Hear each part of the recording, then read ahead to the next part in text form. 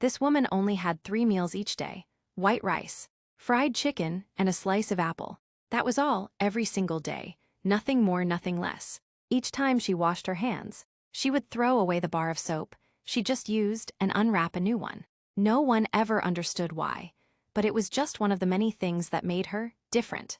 She often called a number, never staying on the line long. Just a few words, then silence. At work, others wore noise-canceling headphones to block out distractions.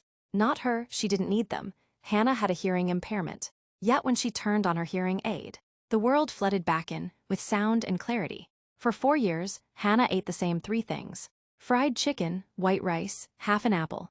She never missed a shift, never took a sick day, never went on vacation. Her boss found it strange. One day, he handed her a paid leave notice. "Take a month," he said. "Do something for yourself, go live a little." And so, she packed her small suitcase and quietly began a journey that would change everything. On the bus, she stitched delicate embroidery, only to toss it into a trash can as soon as she arrived at her stop. She checked into a hotel, but when she saw the sheets covered in floral patterns, she froze. "No," she muttered, ripping them off until the plain white fabric underneath was exposed. Only then could she breathe. At lunch, she sat in the hotel restaurant when she overheard a man speaking urgently on the phone. "She's not here," he said.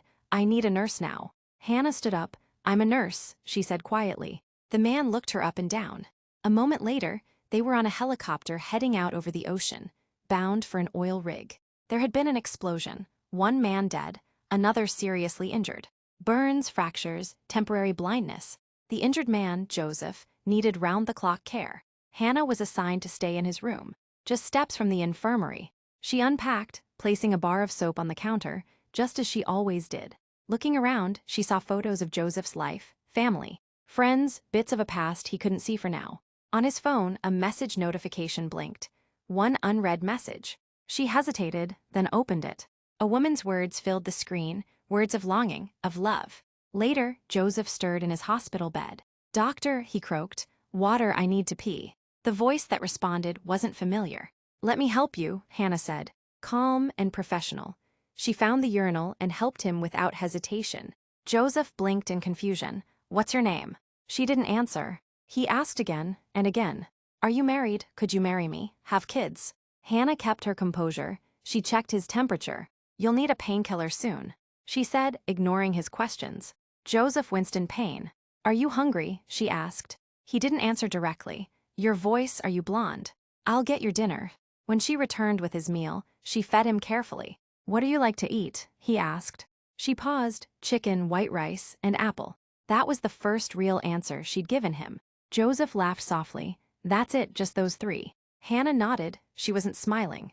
It was simply the truth.